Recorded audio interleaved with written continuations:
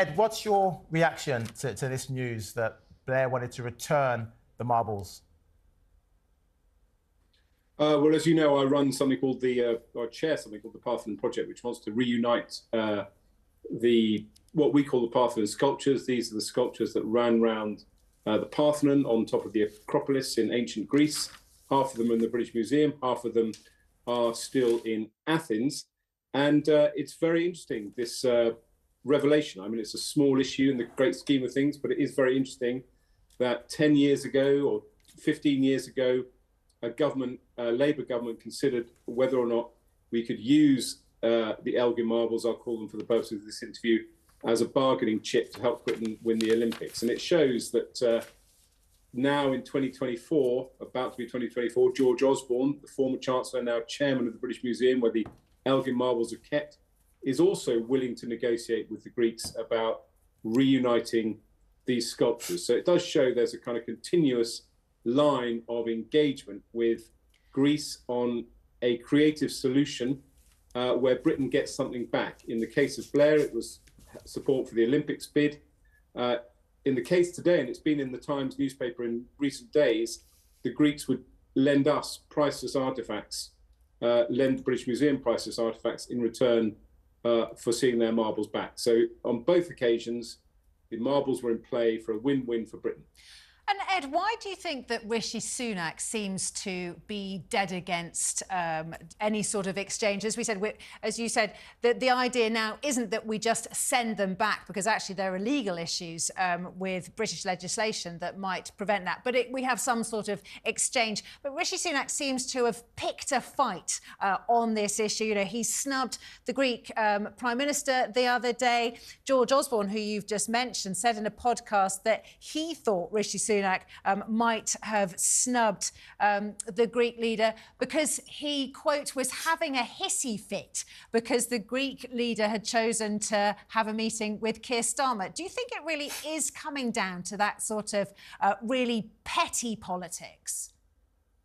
I think Rishi Sunak was very, very badly advised. You know, the Greek Prime Minister, Mitsotakis, is a Prime Minister in Rishi Sunak's mould. He's a centre-right kind of technocrat. The Prime Minister met Giorgia Meloni, right-wing Prime Minister of Italy. I've got no problem with that. That's a right thing to do. But then to snub the Greek Prime Minister, who's actually closer to your own politics, seems to be totally bizarre. I think he was badly advised. He was either badly advised by Oliver Dowden, the Deputy Prime Minister, who loves culture wars. He loves he thinks for some bizarre reason we'll all go to the polls this year thinking about culture wars, colonialism, decolonisation, or whatever you want to call it. We won't, and it was a stupid thing to do. And if it was a hissy fit because the Greek Prime Minister paid a courtesy call on the leader of the opposition, that's also silly. I mean, people like David Cameron, when they were in opposition, met Barack Obama before he was president. It's just silly politics. But it does show, I think, that you know, it was quite helpful, really, for the case for reunifying the sculptures, because it made it a much more prominent issue, and it made it quite hard for the media to find people. Well, have we lost? Have we lost you, Ed? Yeah. I think we've lost him. Really interesting there that Ed Vaizey was saying that Rishi Sunak was taking advice from Oliver Dowden, that this was what they're calling a wedge issue, that he thinks that people are going to get very upset about the idea of sending the Parthenon Sculptures or the Elgin Marbles back. Oh, I think, Ed Vaizey, we've got you back. Apologies. I think our technology let us down. I was just saying that it's interesting what you were saying there about Oliver Dowden, and that this was a deliberate attempt to make you know, some woke issues so-called woke issues surrounding the sculptures, some sort of vote winner. You're clearly saying it's not a vote winner, and yet, Ed Vaizey, you know, a lot of our viewers, we've asked them what they think. Cameron, the marbles are fine where they are. Western museums are the safest repositories. Ronnie, they might not withstand transit. You know, they might be damaged if they're sent back to Greece. Coulter, absolutely not. Their provenance is now associated with Britain just as much as Greece. Answer some of those criticisms, Ed Vaizey.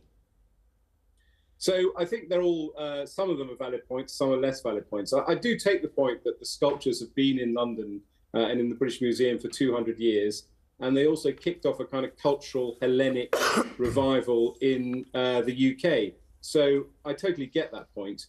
And I think that's why we can have a win-win, because it's no doubt at all that ancient Greek culture has influenced our culture. That's why the Greeks are offering to lend us priceless artifacts, which would make the British Museum a much more exciting and interesting place to go now, with objects that had never been seen in London before. But I do take that point, which is why there should be a partnership. The Parthenon project, which I chaired, proposes a trust that oversees the stewardship of the marbles and recognises Britain's kind of cultural link to these incredible objects. So I do take that point. Moving them around is not a sensible argument. I mean, in this day and age, we are very used to transporting priceless artifacts. We've had a Leonardo come over from Poland for an exhibition at the National Gallery about 10 years ago, you know, a priceless painting. And in fact, when Elgin took the marbles, half of them sank in the port of Athens and had to be lifted out of the sea. So I think it's a bit rich for the British to start saying, you know, the Greeks don't know how to transport their marbles.